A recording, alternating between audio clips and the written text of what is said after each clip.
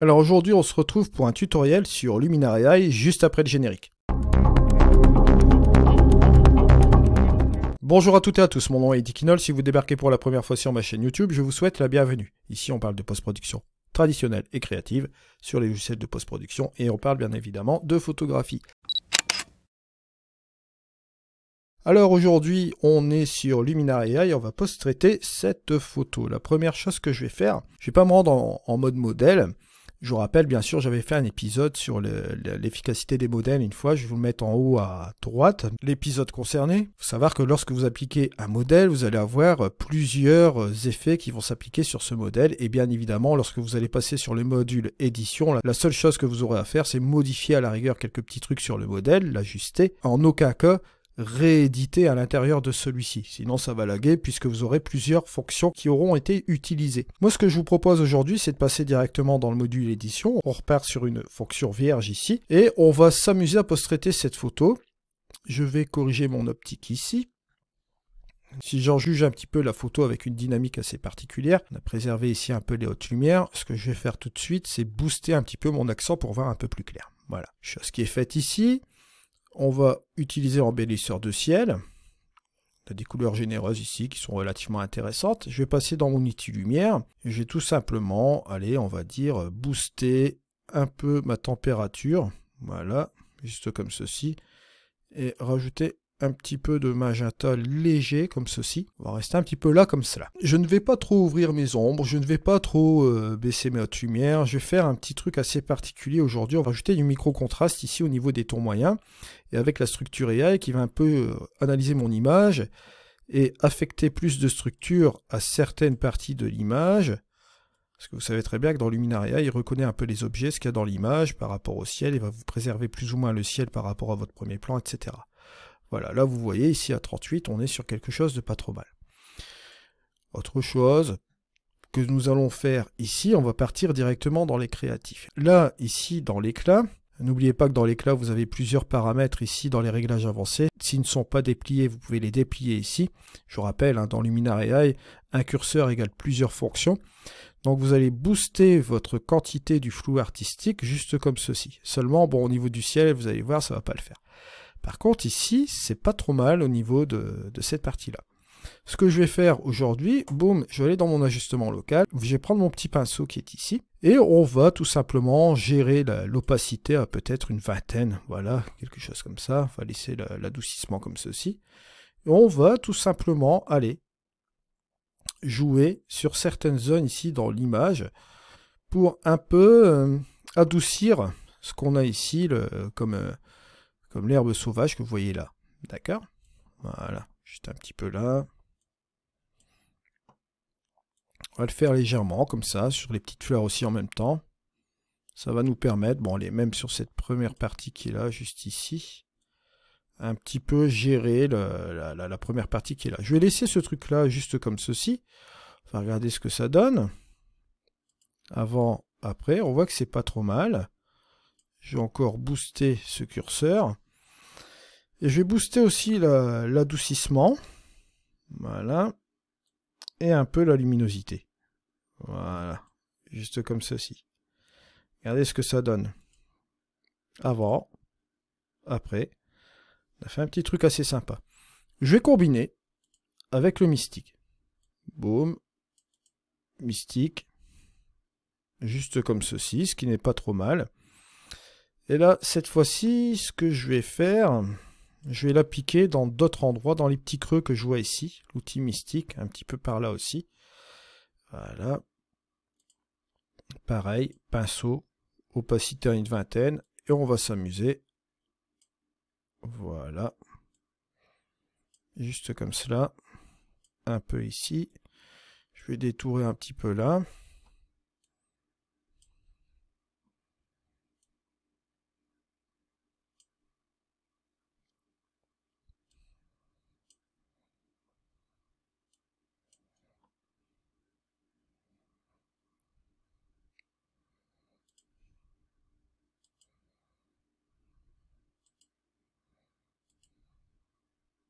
Je vais jouer un peu avec mon lissage. Voilà. La saturation, la chaleur, je vais pas y jouer. Bon, je vais monter encore quand même un peu plus la quantité, juste comme cela. Et je vais regarder avant, après.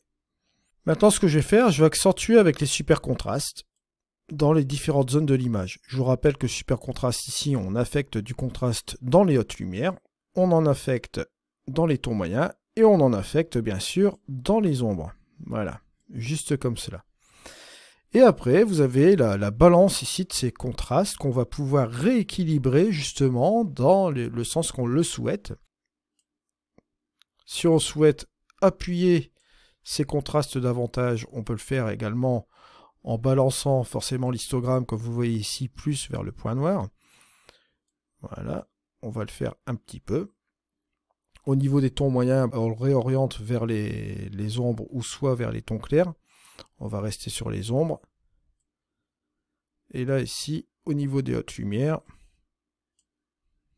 on va bien évidemment ramener l'ensemble juste comme ceci. Et regardez, bon, forcément, comme on ramène du contraste ici dans les différentes zones de l'histogramme et qu'on rebalance encore à nouveau, on rebalance un peu les pixels ici dans l'image et on interagit aussi un peu sur les couleurs comme vous voyez là. Ce qui fait que ça nous donne une couleur un petit peu plus pétante comme ça, pas trop mal. Une fois qu'on a fini cela, bien sûr, ce qu'on peut faire, c'est aller bien évidemment dans notre petite couleur. On va aller dans la luminosité, la luminance. On va jouer sur l'orange. On va booster un petit peu le curseur de orange. Et un peu de luminosité, juste comme ceci. Pour ajouter encore un petit peu plus de couleur. Et sur la saturation générale de l'image, bien sûr, on va justement gérer cette saturation. Bien sûr, vous vous doutez bien qu'on ne va pas laisser la super saturation qu'on a laissée auparavant. On va un peu la baisser. Voilà. Regardez, petite différence. Avant, après. Juste comme cela. Vous pouvez jouer avec votre outil atmosphère et rajouter une petite bruine, une petite ambiance là. Voilà. Et on va jouer un peu avec la profondeur. Hein. On va baisser bien sûr la clarté de ce brouillard. On va revenir un peu en arrière. Pour que ce soit vraiment soft. Hein. Voilà. 17, c'est encore un peu trop. On va baisser. On va le mettre à 7. Que ce soit vraiment léger. Et une fois qu'on a fini cela, bien sûr, on va reprendre un vignettage. Et là, cette fois-ci, je vais baisser mon vignettage en quantité. Avec la taille. On va aller au réglage avancé. Je vais bosser la progressivité, bien sûr. Et on va utiliser, bien évidemment, un sujet. Je vais accentuer un petit peu plus sur cette partie-là. Voilà. Et je vais remonter tout doucement avec ma quantité. On va baisser ici.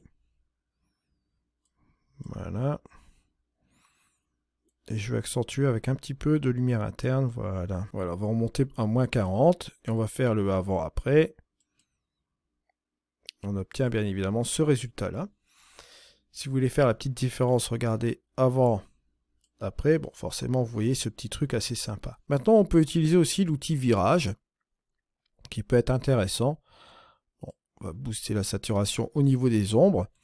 Et on va pouvoir modifier un petit peu les tonalités, ici au niveau de l'image, bien sûr.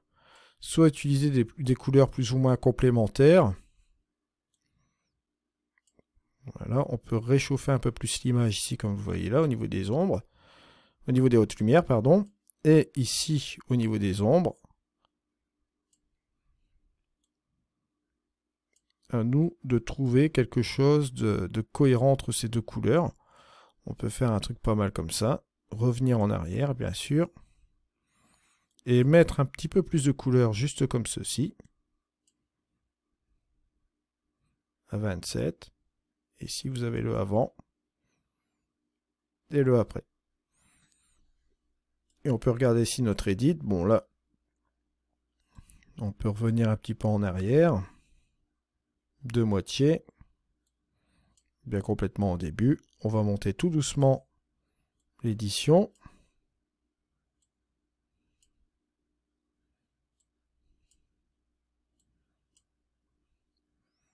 On peut dire que là, c'est pas trop mal. Bon, si vous voulez souhaiter reprendre l'édition complètement à fond et laisser un petit peu plus de couleurs comme ceci, vous pouvez le faire.